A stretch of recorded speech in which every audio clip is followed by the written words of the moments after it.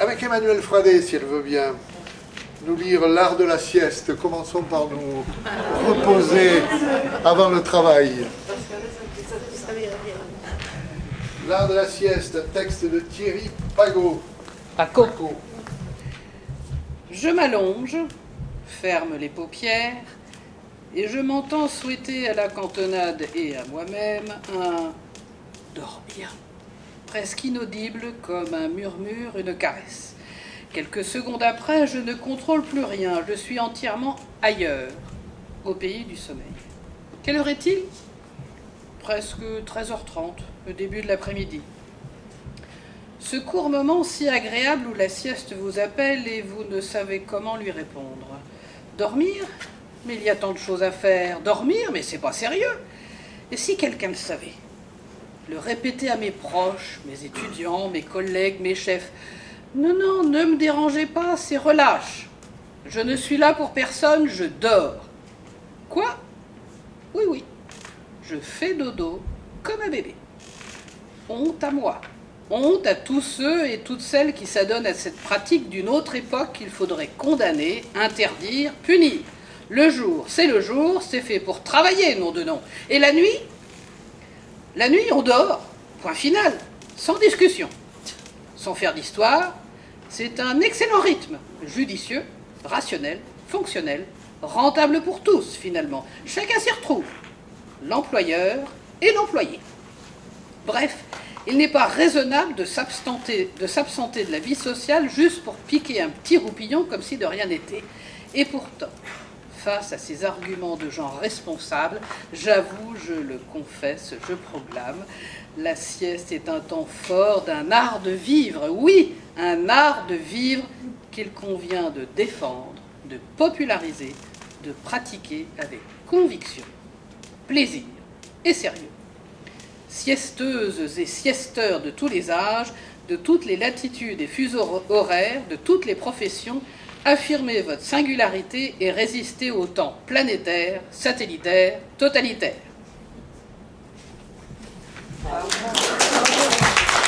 Le son du corps s'afflige vers les bois, d'une douleur on veut croire orpheline, qui vient mourir au bas de la colline, parmi la bise errante en cours à bois.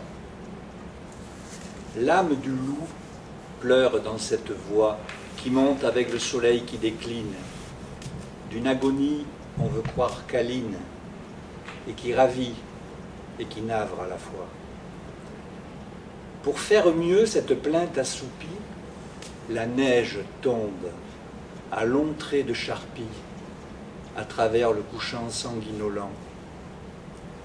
Et l'air a l'air d'être un soupir d'automne, tant il fait doux par ce soir monotone où se dorlote un paysage lent. Donc Paul Verlaine. Saint-Jean-de-Perse, un peu plus gai. Oui, c'est vrai. Neige. Et puis vinrent les neiges, les premières neiges de l'absence, sur les grands laits tissés du songe et du réel. Et toute peine remise aux hommes de mémoire, il y eut une fraîcheur de linge à nos tempes. Et ce fut au matin, sous le sel gris de l'aube, un peu avant la 6e heure, comme en un havre de fortune, un lieu de grâce et de merci, où licencier les saints des grandes odes du silence.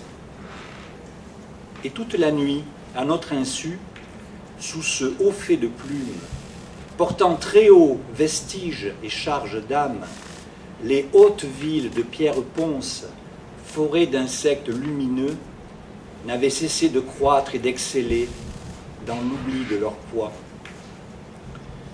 Nul n'a surpris, nul n'a connu, au plus haut front de pierre, le premier affleurement de cette heure soyeuse, le premier attouchement de cette chose fragile et très futile, comme un frôlement de cils.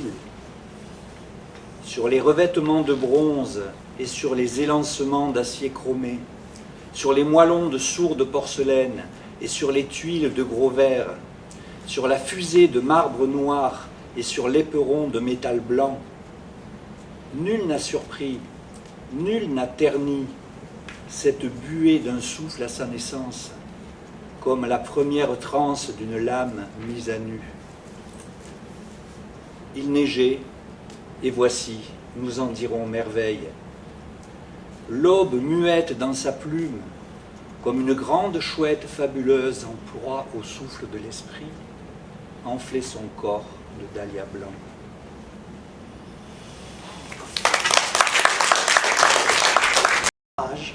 Moi, j'aime bien les gens qui sont de quelque part et portent dans leur cœur une ville ou un village où ils pourraient trouver leur chemin dans le noir. Voilà pourquoi Jean de Bordeaux, François de Nantes, voilà pourquoi Laurent, le gars du Canigou, Pierre le Normand et toi, Joël de la Charente, j'aime tant vous entendre parler de chez vous. Quand le dernier verre se vide, dans les bars d'Adélaïde, on a le cœur qui se vide aussi lorsqu'on pense au pays.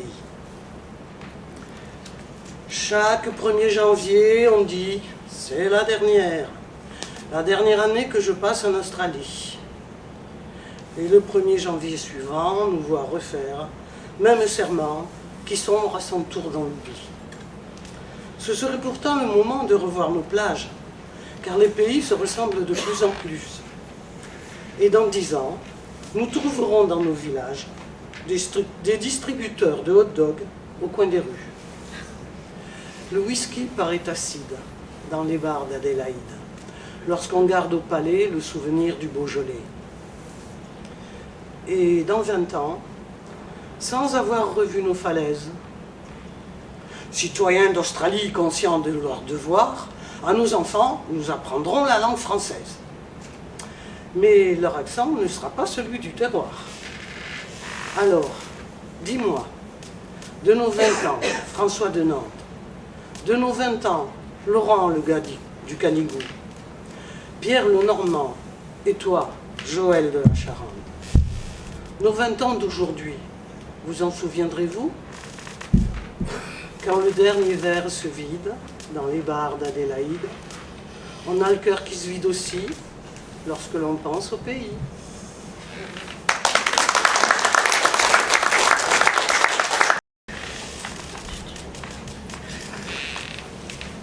Le cajot. À mi-chemin de la cage au cachot, la langue française a cajot. Simple caissette à claire-voie, vouée au transport de ces fruits qui, de la moindre suffocation, font à coup sûr une maladie. Agencé de façon qu'au terme de son usage, il puisse être brisé sans effort, il ne sert pas de foie. Ainsi dure-t-il moins encore que les denrées fondantes ou nuageuses qui l'enferment. À tous les coins de rue qui aboutissent aux halles, il luit alors de l'éclat sans vanité du bois blanc. Tout neuf encore et légèrement ahuri d'être dans une pose maladroite à la voirie jetée sans retour, cet objet est en somme des plus sympathiques, sur le sort duquel il convient toutefois de ne s'appesantir longuement. J'ai confondu deux lignes. J'étais reparti dans la neige. Voilà, Thomas Vino est un jeune auteur qui vit dans les Cévennes. Et donc, je l'ai découvert il y a quelques mois et c'est un extrait d'un recueil qui s'appelle « Le barbare au cœur pur ».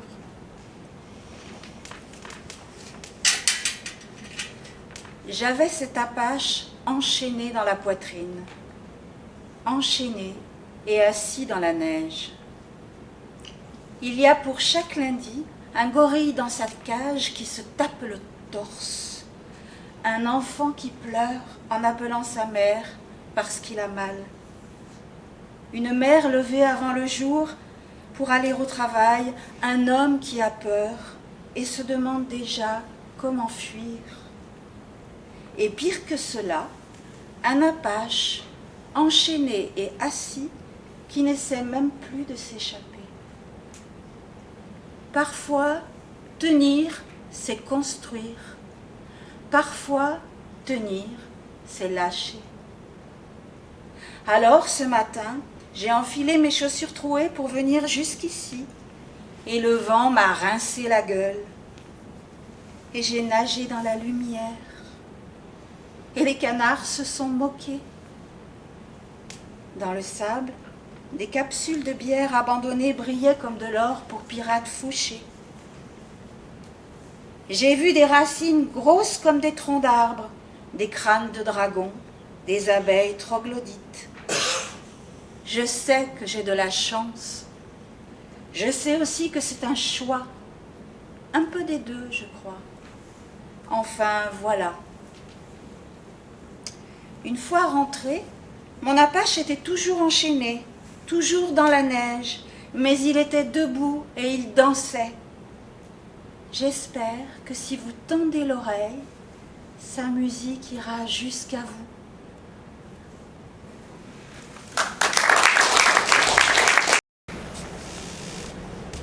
Bonjour, dit le petit prince. Bonjour, dit le marchand. C'était un marchand de pilules perfectionnées qui apaisent la soif. On en avale une par semaine et l'on n'éprouve plus le besoin de boire. Pourquoi vends-tu ça, dit le petit prince. C'est une grosse économie de temps, dit le marchand. Les experts ont fait des calculs. On épargne 53 minutes par semaine. Et que fait-on de ces 53 minutes? On en fait ce qu'on veut. Moi, se dit le petit prince, si j'avais 53 minutes à dépenser, je marcherais tout doucement vers une fontaine. La sincère. Veux-tu l'acheter? Mon cœur est à vendre. Veux-tu l'acheter sans nous disputer? Dieu l'a fait aimant, tu le feras tendre. Dieu l'a fait aimant pour mon seul amant. Moi j'en fais le prix, veux-tu le connaître? Moi j'en fais le prix, n'en sois pas surpris. As-tu tout le tien? Donne et sois mon maître. As-tu tout le tien pour payer le mien? S'il n'est plus à toi, je n'ai qu'une envie. S'il n'est plus à toi, tout est dit pour moi. Le mien glissera, fermé dans la vie. Le mien glissera, et Dieu seul l'aura. Car, pour nos amours, la vie est rapide. Car pour nos amours, elle a peu de jours. L'âme doit courir comme une eau limpide. L'âme doit courir, aimer et mourir. Une lecture en catalan. Bona nit a tothom. No sé si enteneu el català. J'ai choisi ce soir une fable de La Fontaine. La Fontaine a été traduite dans beaucoup de pays, dans de nombreuses langues, et en Catalogne bien sûr. Donc c'est en catalan que j'ai choisi La cigala i la formiga. La cigala, que es desviu per cantar durant l'estiu, es troba desprevinguda quan el fred va ser més ruda. No tenia a l'aixopluc cap tros de mosca, cap cuc. La fam que passa l'obliga a trucar a ca la formiga i li pidola uns quants grans per no caure morta abans d'arribar al temps de la sega. En venir el gust, agrega, us pagaré, puntual, interès i capital. La formiga mai no fia, aquest defecte no el té. Pel bon temps, diu, què vau fer d'un cap a l'altre del dia? No ho desplegui, a tota veu m'estava canta que canta. Cantàveu? Oh, com m'encanta! Molt bé, doncs ara balleu.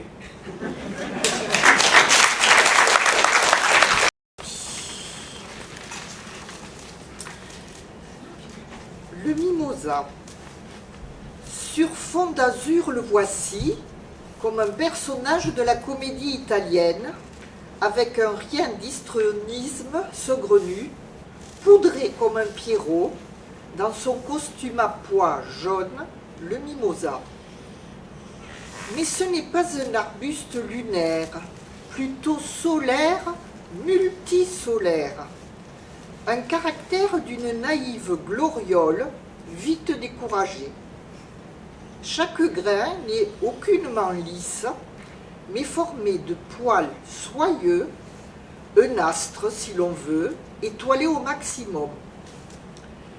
Les feuilles ont l'air de grandes plumes, très légères et cependant très accablées d'elles-mêmes, plus attendrissantes dès lors que d'autres palmes, par là aussi très distinguées. Et pourtant, il y a quelque chose actuellement vulgaire dans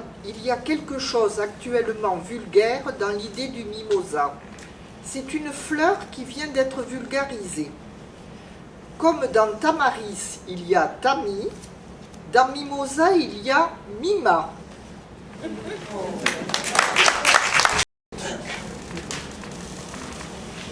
J'ai voulu ce matin te rapporter des roses, mais j'en avais tant pris dans mes ceintures closes que les nœuds trop serrés n'ont pu les contenir. Les nœuds ont éclaté, les roses envolées dans le vent, à la mer, s'en sont toutes allées. Elles ont suivi l'eau pour ne plus revenir. La vague en a paru rouge et comme enflammée. Ce soir, ma robe encore en est toute embaumée, respire-en sur moi l'odorant souvenir.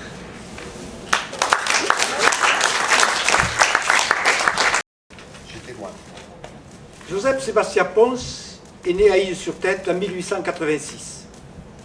Il aura été l'une des figures les plus marquantes de la littérature nord-catalane du XXe siècle. Dans un premier recueil de poèmes qu'il publie en 1911, apparaissent déjà de nombreux thèmes qui sont constants dans son œuvre. L'enracinement à sa terre natale, la fidélité aux hommes et aux femmes qui vivent sur cette terre catalane, la fidélité à la nature, au cycle des saisons, aux fêtes traditionnelles du pays. J'ai choisi parmi ces poèmes un court poème, L'Abia, la grand-mère, dans lequel il s'adresse à sa grand-mère paternelle, tantôt disparue. Mélancolique, il partage un instant des souvenirs avec celle qui, lorsqu'il était tout petit, lui donnait des pignons tombés des pins du jardin familial, des pins toujours là, vivants. L'Abia. Oh vos, que ero tan bona, ma pobra àvia estimada. D'ulls, de flor de muntanya i de posat discret. Us veig, encara us veig, llesta, viva, endreçada, perquè m'heu donat pinyes quan era petitet. Mon pare, vos recorda, passant davant la iglesia, apenas s'hi respon quan li parla la gent. I mira el lledoner de la seva infantesa, que en el seu clar fullatge serva un enyorament. És com abans al poble. S'acaten les teulades, floreixen clavellines i abelles assentades. Amb l'albarda, les burres van i venen dels horts. És aquesta la casa on ella feinejava. La part a son llindar rebrota com brotava i aquells pinyers de l'àvia són pas encara morts.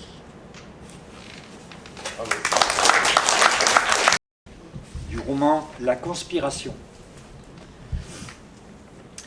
Pour que les jeunes gens se tiennent tranquilles, les hommes de 40 ans leur racontent que la jeunesse est le temps des surprises, des découvertes et des grandes rencontres, et toutes leurs histoires sur ce qu'ils feraient s'ils avaient de nouveau 20 ans, leurs jeunes espoirs, leurs jeunes dents, leurs jeunes cheveux, avec leur fameuse expérience de père, de citoyen et de vaincu.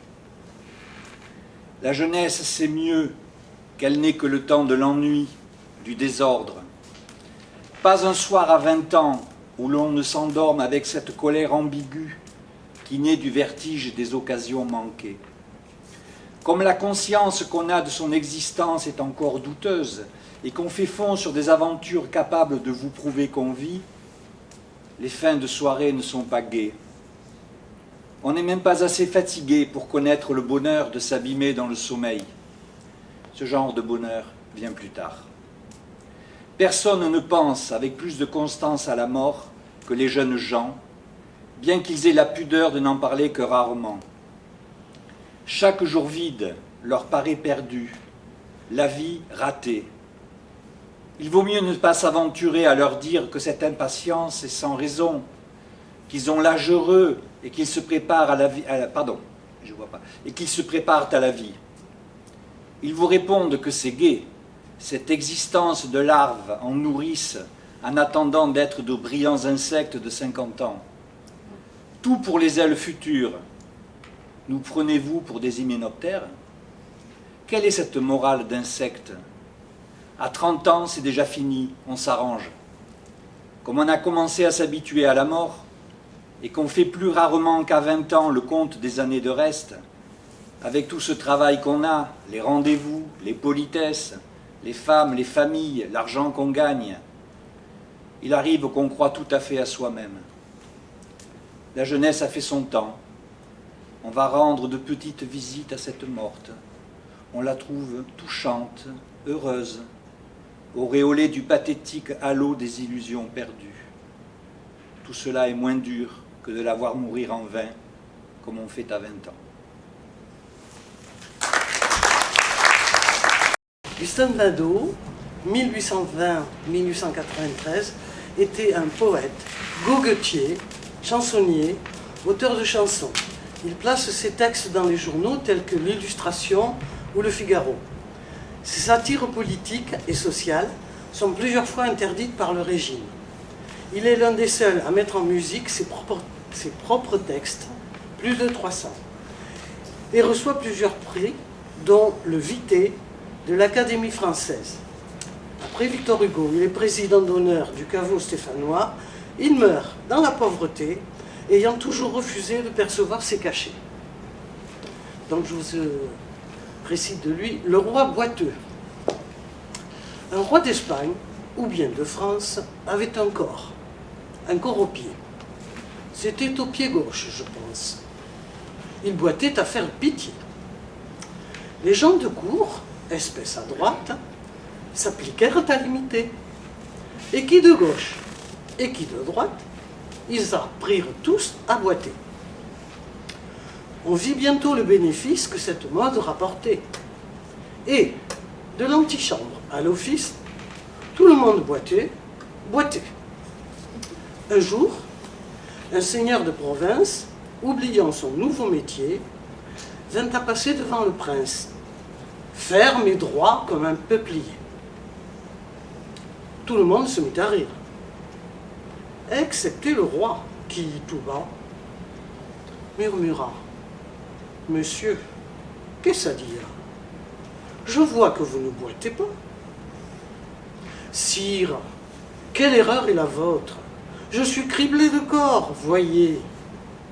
Et si je marche plus droit qu'un autre, c'est que je boite des deux pieds. » D'entretien, ce qui m'a intéressé, c'est le fait que l'artiste, dans ce cas-là, décrit la situation physique dans laquelle il écrit, et petit à petit, par un glissement progressif, il nous amène au centre du processus de création.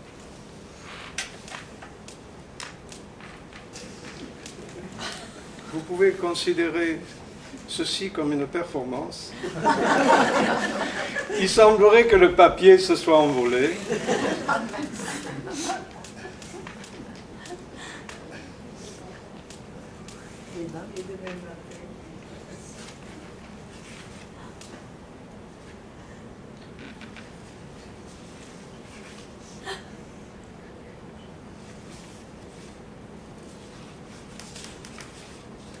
En fait, c'est une soirée de lecture à voix basse.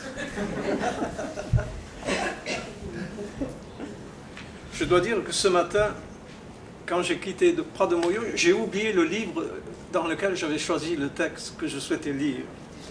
Donc ça, c'est ce que j'avais dans mon bagage. Alors, le temps que tu cherches... Fais passer quelqu'un d'autre. Non, j'ai deux petites choses à dire. Yves Andrieux a amené un texte, il souhaiterait que quelqu'un le lise. C'est un texte de René Char, L'Avamonde. Est-ce que ça tente quelqu'un? Bientôt. Allez, tu as le temps de te préparer. ensuite, vous savez que c'est la nuit de la lecture, la nuit nationale de la lecture, sous l'égide du ministère de la Culture. On est invité dans tous les lieux culturels à lire, donc à voix haute, des textes ou à faire des événements qui se rapportent à la lecture. Alors là, on arrive un peu à la fin de vos interventions. Nous avons préparé pour vous des courts extraits d'une œuvre de Daniel Pénac qui s'appelle Comme un roman, que vous avez peut-être lu, et qui parle de la lecture. Nuit de la lecture, nous allons parler lecture. Est-ce que c'est bon? Voilà.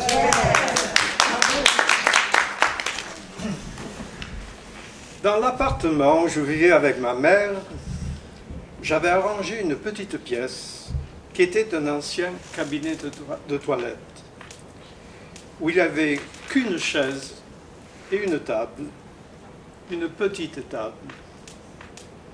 Cette pièce était sans fenêtre, je ne pouvais pas y tenir longtemps. J'étais là un peu comme un anarchiste travaillant en secret. Quelles étaient mes armes? Eh bien, au mur, j'avais épinglé un alphabet en gros caractères. Et sous la table, il y avait mon littré. Je travaillais donc à préparer ma bombe avec des lettres et avec des mots. Maintenant, qu'est-ce que je fourrais dans mon engin? Quelle était la poudre? Eh bien, c'était en une certaine façon l'irrationnel. Vous comprenez bien que je ne pouvais pas faire d'écriture automatique. Enfin, il ne s'agissait absolument pas de ça. Chez moi, voici comme je travaillais. Je travaillais en général les pieds sur la table, pour ne pas travailler comme on travaille à l'école, pour me mettre dans une sorte d'état second, dans lequel la nécessité complète, passant par mon corps et aboutissant à ma plume par l'intermédiaire de mon bras, ce que j'inscris est une espèce de trace de ce qu'il y a de plus profond en moi, à propos de telle ou telle notion. Voilà.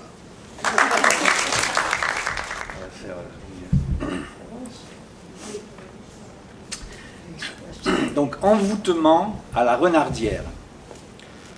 Vous qui m'avez connu, grenade dissidente, point du jour déployant le plaisir comme exemple, votre visage, tel est-il, qu'il soit toujours, si libre qu'à son contact le cerne infini de l'air se plissait, s'entr'ouvrant à ma rencontre, me vêtait des beaux quartiers de votre imagination. Je demeurais là, entièrement inconnu de moi-même, dans votre moulin à soleil, exultant à la succession des richesses d'un cœur qui avait rompu son étau. Sur notre plaisir s'allongeait l'influente douceur de la grande roue consumable du mouvement, au terme de ses classes. À ce visage, personne ne l'aperçut jamais, simplifier la beauté n'apparaissait pas comme une atroce économie. Nous étions exacts dans l'exceptionnel qui seul sait se soustraire au caractère alternatif du mystère de vivre. Dès lors que les routes de la mémoire se sont couvertes de la lèpre infaillible des monstres, je trouve refuge dans une innocence où l'homme qui rêve ne peut vieillir. Mais ai-je qualité pour m'imposer de vous survivre, moi qui dans ce champ de vous, champ A-N-T, dans ce champ de vous, me considère comme le plus éloigné de mes sosies? Je laisse méditer. Balzac fait partie de mes auteurs préférés. On le connaît pour les descriptions à rallonge, l'emploi magnifique des mots et des expressions françaises. Et j'ai découvert de lui un livre que je ne connaissais pas qui s'appelle « La physiologie du mariage ». dans lequel il énumère les 18 règles du catéchisme conjugal. Où on découvre que finalement Balzac est un féministe absolu. Peut-être pour ça que je l'aimais d'ailleurs. Première règle du catéchisme conjugal, le mariage est une science. Deuxième, un homme ne peut pas se marier sans avoir étudié l'anatomie d'une femme au moins. Troisième règle, le sort d'un ménage dépend de la première nuit. Quatrième règle, en amour, toute âme mise à part, la femme est comme une lyre qui ne livre ses secrets qu'à celui qui en sait bien jouer. Cinquième règle, le plaisir étant causé par l'alliance des sensations et d'un sentiment, on peut hardiment prétendre que les plaisirs sont des espèces d'idées matérielles. Sixième précepte. Les idées se combinant à l'infini, il doit en être de même des plaisirs. Septième règle. Il ne se rencontre pas plus dans la vie de l'homme 2 moments de plaisir semblables qu'il n'y a 2 feuilles exactement pareilles sur un même arbre. Huitième règle. Saisir habilement les nuances du plaisir, les développer, leur donner un style nouveau, une expression originale constitue le génie d'un mari, ou devrait le constituer. Neuvième règle. La femme mariée la plus chaste peut être aussi la plus voluptueuse. Dixième. La femme la plus vertueuse peut être indécente à son insu. Onzième. La puissance ne consiste pas à frapper fort ou souvent, mais à frapper juste. Douzième. Faire naître un désir, le nourrir, le développer, le grandir, l'irriter, le satisfaire, c'est un poème tout entier. 12e, je ne sais plus combien on est là. Ça fait rien, on compte plus. L'ordre des plaisirs est du distique au quatrain, du quatrain au sonnet, du sonnet à la balade, de la balade à l'aude, de l'aude à la cantate, de la cantate au dithyrambe. Le mari qui commence par le dithyrambe est un sot. Chaque nuit doit avoir son menu. Le mariage doit incessamment combattre un monstre qui dévore tout, l'habitude. Il est plus facile d'être amant que mari, par la raison qu'il est plus difficile d'avoir de l'esprit tous les jours que de dire de jolies choses de temps en temps. C'est génial. Un mari ne doit jamais s'endormir le premier, ni se réveiller le dernier. Dernier précepte, l'homme qui entre dans le cabinet de toilette de sa femme est un philosophe ou un imbécile.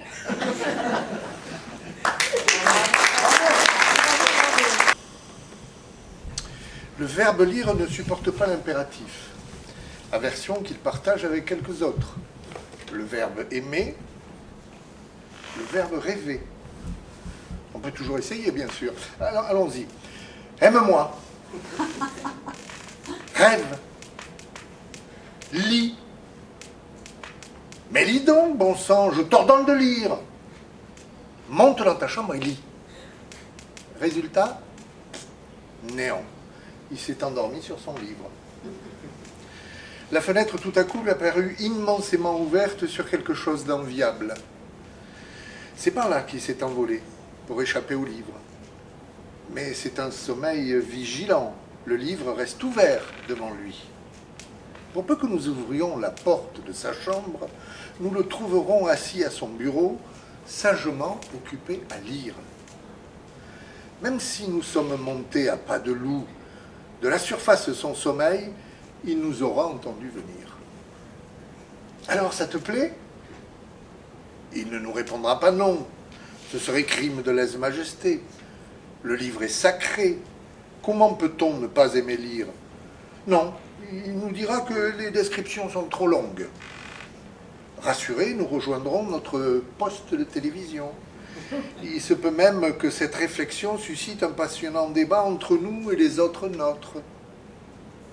Il trouve des descriptions trop longues, il faut le comprendre. Nous sommes au siècle de l'audiovisuel. Évidemment, les romanciers du 19e avaient tout à décrire. Ce n'est pas une raison pour le laisser sauter la moitié des pages. Ne nous fatiguons pas, il s'est rendormi.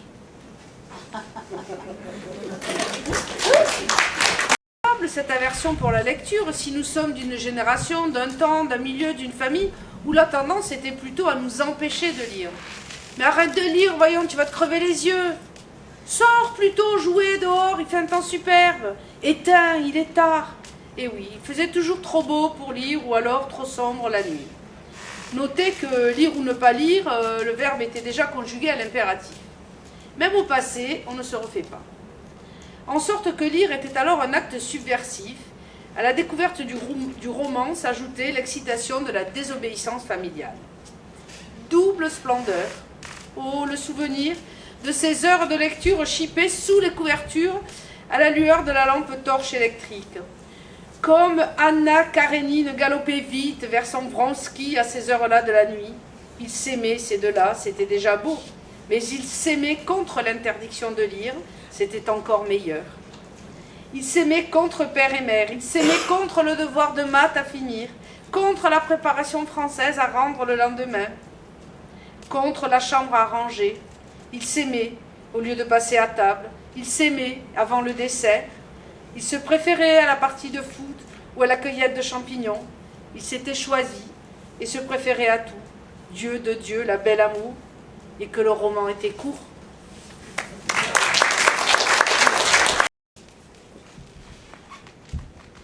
L'intimité perdue. À y repenser en ce début d'insomnie, ce rituel de la lecture chaque soir, au pied de son lit, heure fixe et gestes quand il était petit immuable, tenait un peu de la prière.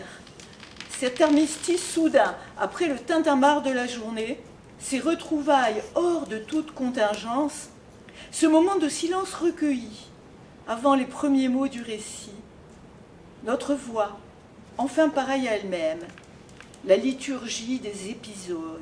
Oui, l'histoire lue chaque soir remplaçait la plus belle fonction de la prière, la plus désintéressée, la moins spéculative, et qui ne concerne que les humains, le pardon des offenses. On n'y confessait aucune faute, on n'y cherchait pas à s'octroyer une portion d'éternité. C'était un moment de communion entre nous. L'absolution du texte, un retour au seul paradis qui vaille, l'intimité. Sans le savoir, nous découvrions une des fonctions essentielles du conte, et plus vastement de l'art en général, qui est d'imposer une trêve au combat des hommes. L'amour y gagnait une peau neuve. C'était gratuit.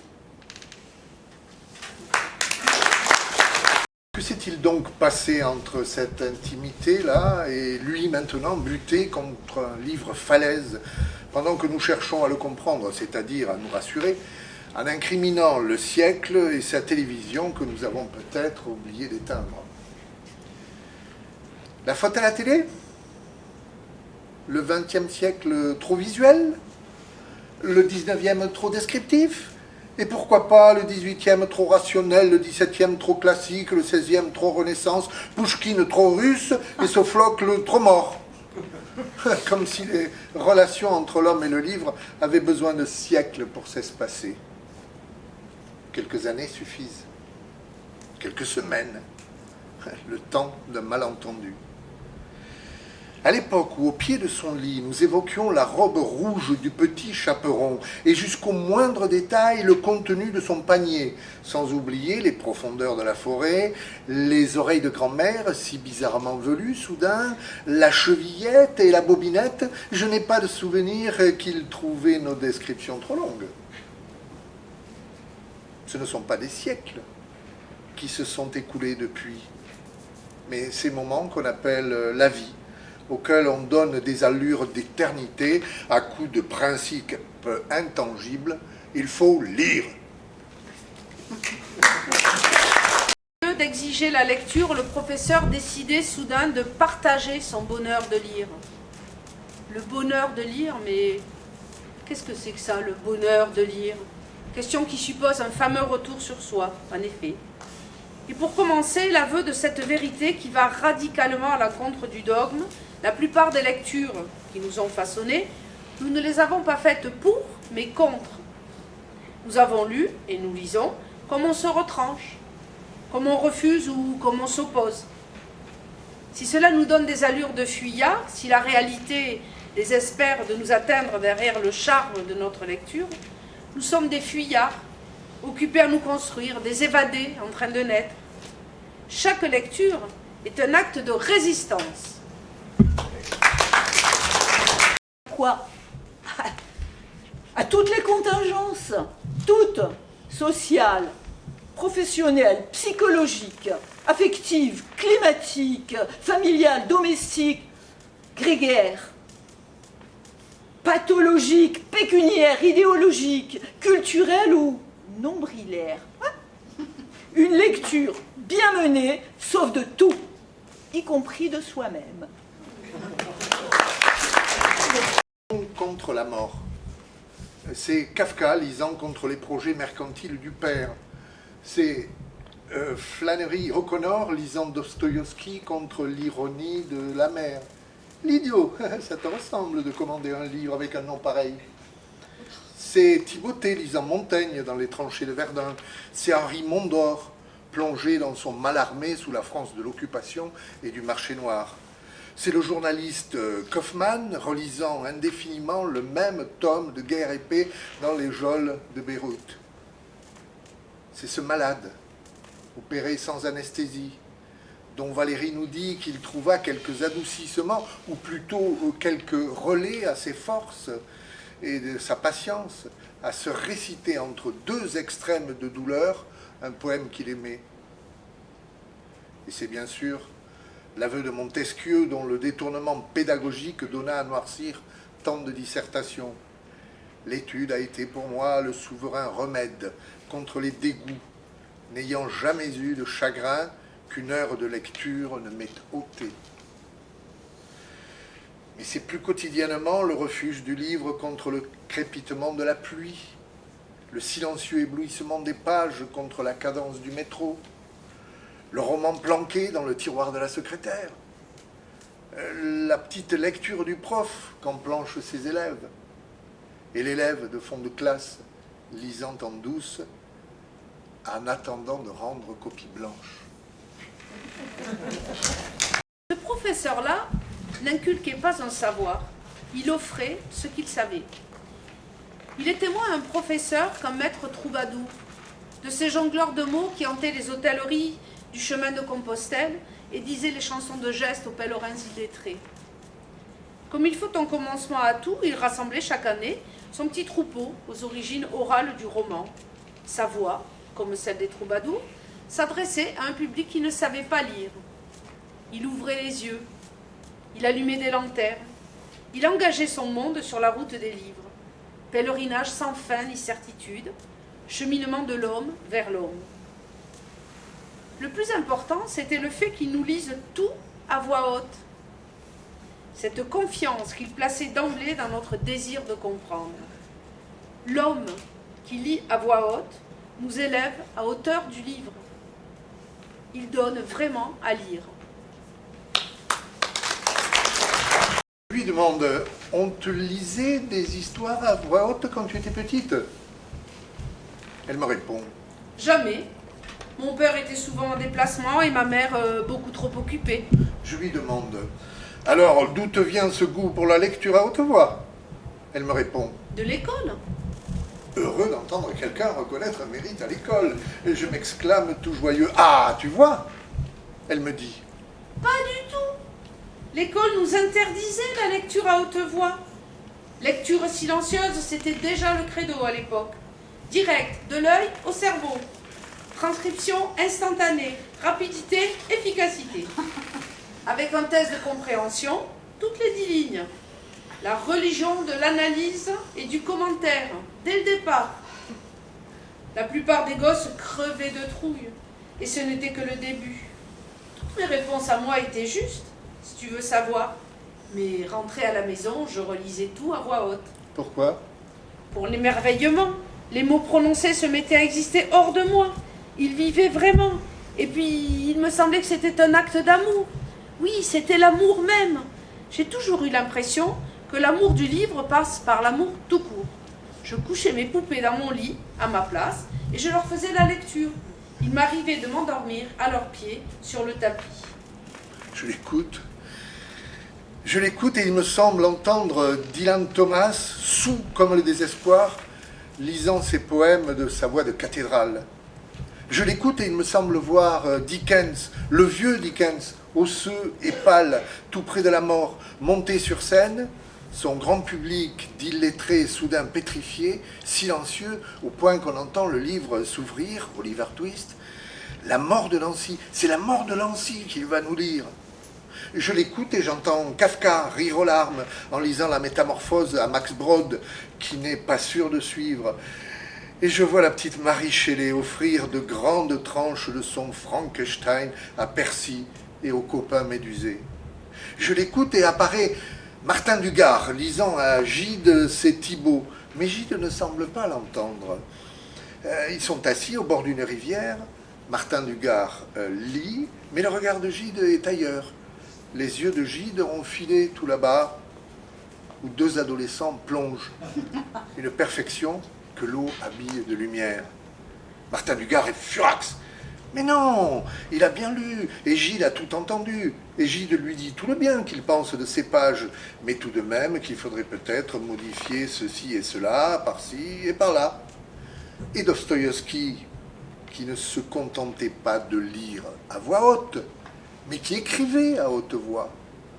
Dostoïevski, à bout de souffle, après avoir hurlé son réquisitoire contre Raskolnikov ou Dimitri Karamazov, je ne sais plus, Dostoïevski demandant à Anna Grigorievna, l'épouse sténographe, « Alors, d'après toi, le verdict, hein?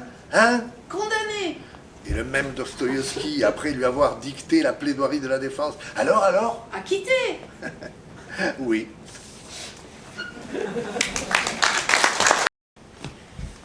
Étrange disparition que celle de la lecture à voix haute.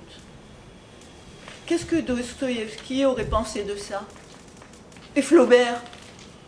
Plus le droit de se mettre les mots en bouche avant de se les fourrer dans la tête? Plus d'oreilles? Plus de musique? Plus de salive? Plus de goût, les mots? Et puis quoi encore? Est-ce que Flaubert ne sait pas... Je reprends. Est-ce que Flaubert ne se l'est pas gueulé jusqu'à s'en faire péter les tympans, sa Bovary? Est-ce qu'il n'est pas définitivement mieux placé que quiconque pour savoir que l'intelligence du texte passe par le son des mots, d'où fusent tous leurs sens? Est-ce qu'il ne sait pas, comme personne, lui qui a tant bagarré contre la musique intempestive des syllabes, la tyrannie des cadences, que le sens, ça se prononce? Quoi? Des textes muets pour de purs esprits? À moi Rabelais, à moi Flaubert, Dosto, Kafka, Dickens, à moi gigantesque brailleur de sens, ici tout de suite. Venez souffler dans nos livres. Nos mots ont besoin de corps, nos livres ont besoin de vie. Il est vrai que c'est confortable le silence du texte. On n'y risque pas la mort de Dickens, emporté après une de ces harassantes lectures publiques. Le texte est soi. Tous ces mots muselés dans la douillette cuisine de notre intelligence. Comme on se sent quelqu'un en ce silencieux tricotage de nos commentaires. Et puis, à juger le livre à part soi, on ne court pas le risque d'être jugé par lui. C'est que, dès que la voix s'en mêle, le livre en dit long sur son lecteur. Le livre dit tout. de vive voix s'expose absolument. S'il ne sait pas ce qu'il lit, il est ignorant dans ses mots. Et c'est une misère, et cela s'entend. S'il refuse d'habiter sa lecture, les mots restent lettres mortes, et cela se sent. S'il gorge le texte de sa présence, l'auteur se rétracte. C'est un numéro de cirque, et cela se voit. L'homme qui lit de vive voix s'expose absolument aux yeux qui l'écoutent.